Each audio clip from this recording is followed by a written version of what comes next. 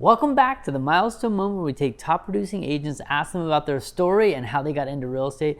Today we have Carolynn Coffee Nissen with Windermere Real Estate. Welcome to the show. Thank you so much for letting me hang out. So tell us a little bit about how you got into real estate. I came the long way. Okay. So I taught preschool for about 7 years. Yeah. And then I was in a professional photographer full-time for about 20 years. Wow. And those overlapped. And while I was going to school and teaching preschool and working in photography, I also worked in hospitality all the time through that. Like serving restaurants? Or restaurants. I bartended, I front desked, I served, I did a little bit of everything. Love it. And I feel like the through line is people. Yeah.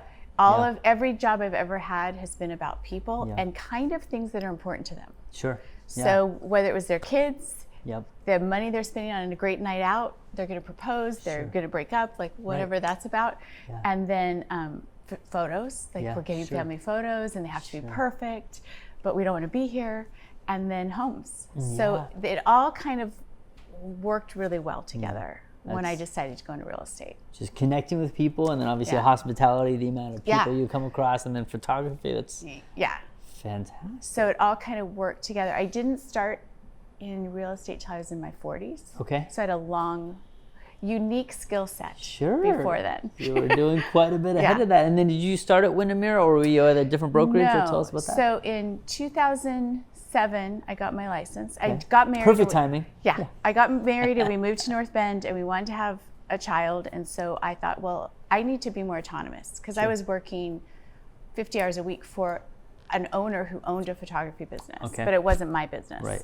And so I decided that I wanted something that maybe it was 24/7, but it was my 24/7. Yeah. I could figure it out. Yeah. So I joined, it was called Rhiness. It was through Windermere, but it was builder sales. So I did new construction green build for about 11 years. I got my LEED certification. That was awesome. Yeah. And then they didn't want to sell stuff. They wanted to remodel and do retrofit.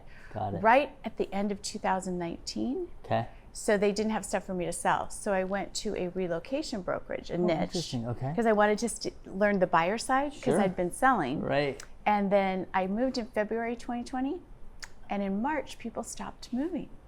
Because, COVID shut everything down. Gosh. Great timing. So I always have good timing. So 2008 was great. I learned everything the hard way. Right. 2020 was kind of good because I learned how to do it virtually. Sure. Yeah, so totally. all these people were still moving, yourself, but we were doing it virtually, which was, I learned a lot of new skills. Yeah, Zoom and all the things. And just how to connect with people super quick. Right. Not in person, but still that same energy. And then in 2023, that brokerage didn't love Seattle. They were from the East Coast and they didn't quite get us. So they decided to leave. And my team went to Windermere. Got it. With our broker who is now running a training office. Oh, okay. So I don't have ours isn't a neighborhood office. It's called Summit. Yep, I know about that. And we train, I think 13 different offices. Such a great program, Yeah. That's so awesome. I get all the latest information. I get to hang out with the new kids. Yeah. And I do a lot of their photography. I do a lot of their properties and their headshots and stuff. So it's blending. Got it. Wow, you're doing both ends of it and staying busy all the time. Yeah, I'm usually, when one's a little soft, the other one's busy, and like right now everything's busy. Right. So it's a lot, but I like things busy. That's super exciting. And I know you've got, I guess, I don't know if you can release some information about the show that you're currently doing, if that's something you want to speak on. So I just had the opportunity to do some filming for ADTV, which they love it when we talk about it. Got it. It is a syndicated lifestyle show, 80% lifestyle, 20% real estate. Fantastic. So we highlight our areas. And I am, I think, one of the only hosts in Washington that's in the East King County, North Bend, Snoqualmie. So we're going to really focus on that. But we also get to, use our media pass and try to get into Mariners games or backstage at a Seahawks game kind of really fun stuff to show what's so special about Washington. And how did you get connected in that? I don't know. They send you an email that everyone there thinks is a scam. Right. But they have it in a really, like this was 4 seasons, and that you're either nominated or scouted based on your social media and stuff. Yeah. And then one woman's husband was waiting in the car because he was sure they were going to take her kidneys or something. It was like, what is this random thing? Yeah. But they interview a bunch of people, and then they kind of select out of 50, they maybe pick 5 or 6 that they want to add to the program. Yeah. And I think it's based on your experience and how many ideas you have. Well, congratulations. That's fantastic. And living where we live, there's a ton of ideas. Right. You know, like we just did one this week that was the real Twin Peaks. Okay. Fun. And we focused on that block of downtown where there's Tweeds, the North Bend Theater, and Volition. Right.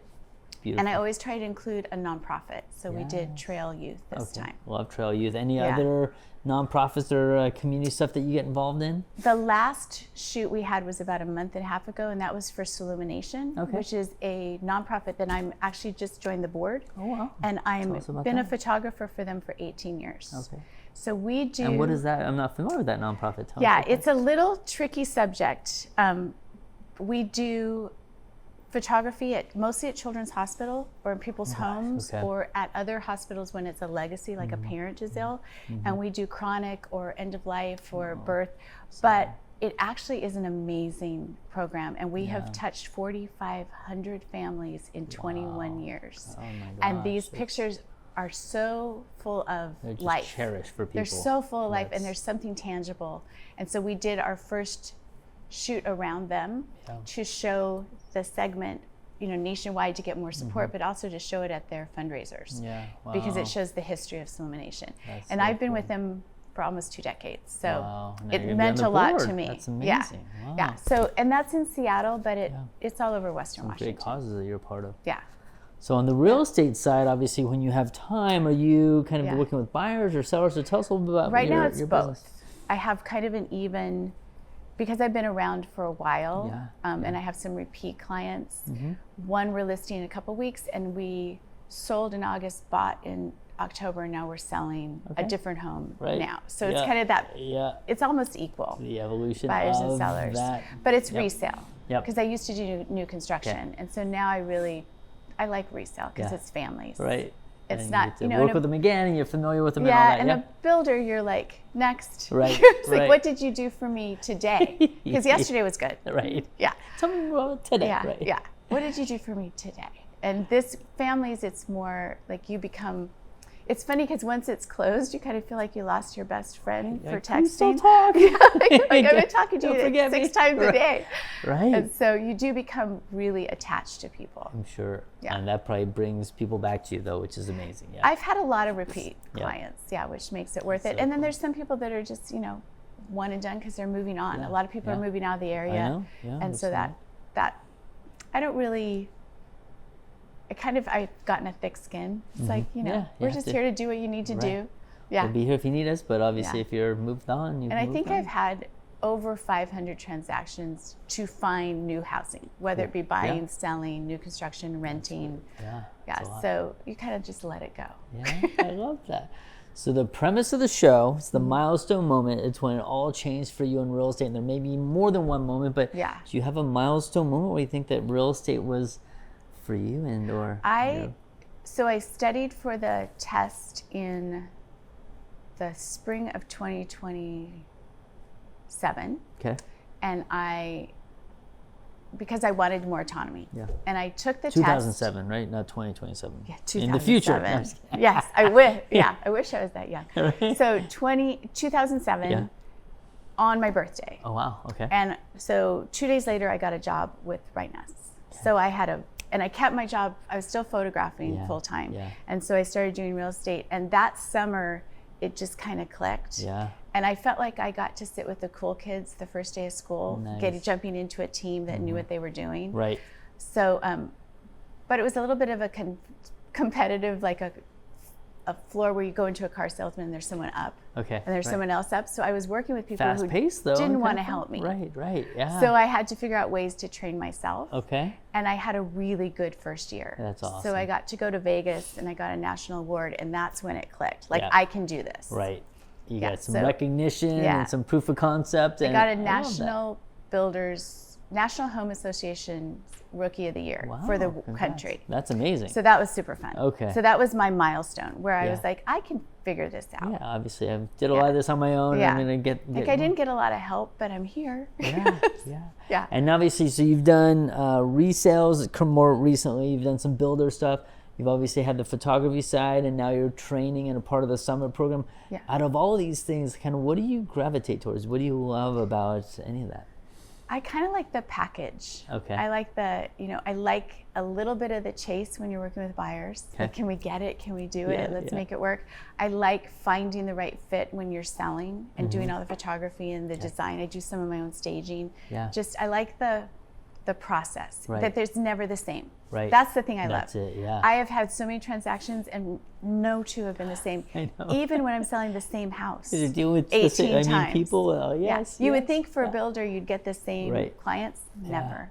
And I've had stuff happen. That's a whole other show. Okay. Like the things you can't anticipate. Yeah, well, and you've had so many facets to your business. We have a lot of newer agents that watch this show.